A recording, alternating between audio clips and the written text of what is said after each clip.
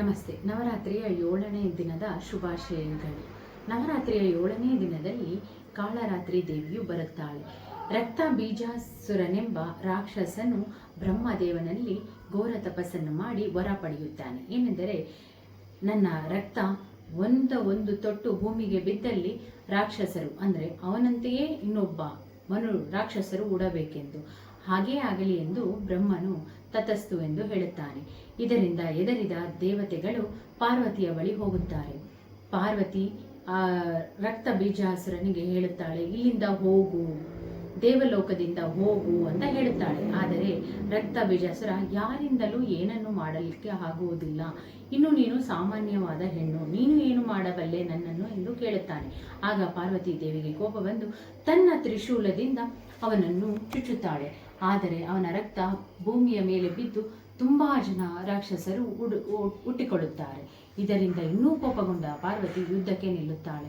ಆದರೆ ಎಲ್ಲರ ರಕ್ತ ಕೆಳಗೆ ಬೀಳುತ್ತಿರುವುದರಿಂದ ಮತ್ತಷ್ಟು ಮಗದಷ್ಟು ರಾಕ್ಷಸರು ಹುಟ್ಟುತ್ತಾ ಹೋಗುತ್ತಾರೆ.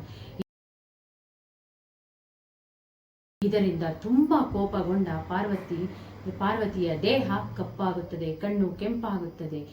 ತನ್ನ ರುಂಡಮಾಲೆಗಳನ್ನು ಕೊರಳಿನಲ್ಲಿ ಹಾಕಿಕೊಂಡು ಹುಲಿಯ ಚರ್ಮವನ್ನು ಸುತ್ತಿಕೊಂಡು ರಕ್ತ ಬೀಜಾಸುರನ ತಲೆಯನ್ನು ಕತ್ತರಿಸಿ ಒಂದು ಪಾತ್ರೆಯಲ್ಲಿ ತಲೆಯನ್ನು ಹಿಡಿದು ರಕ್ತ ಬೀಜಾಸುರನ ಒಂದು ತೊಟ್ಟು ರಕ್ತ ಭೂಮಿಯ ಮೇಲೆ ಬೀಳದ ಹಾಗೆ ಇಡೀ ದೇಹವನ್ನು ನುಂಗುತ್ತಾಳೆ ಮತ್ತು ಎಲ್ಲ ರಾಕ್ಷಸರನ್ನು ನುಂಗಿ ಹಾಕುತ್ತಾಳೆ. ಈ ಕೋಪಗೊಂಡ ಮಹಾತಾಯಿಯನ್ನು ಶಾಂತಗೊಳಿಸಲು ಯಾರಿಂದಲೂ ಸಾಧ್ಯವಾಗುವುದಿಲ್ಲ.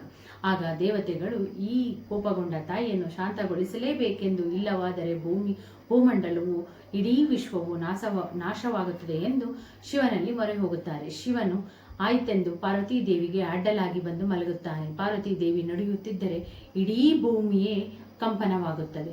ಪಾರ್ವತೀ ದೇವಿಯು ಹೆಜ್ಜೆ ಇಡುವಾಗ ಶಿವನ ಮೇಲೆ ಹೆಜ್ಜೆಯನ್ನು ಇಡುತ್ತಾಳೆ. ಆಗ ನೋಡುತ್ತಾಳೆ, ಯಾರ ಮೇಲೆ ಹೆಜ್ಜೆ ಇಟ್ಟಿದ್ದೇನೆಂದು.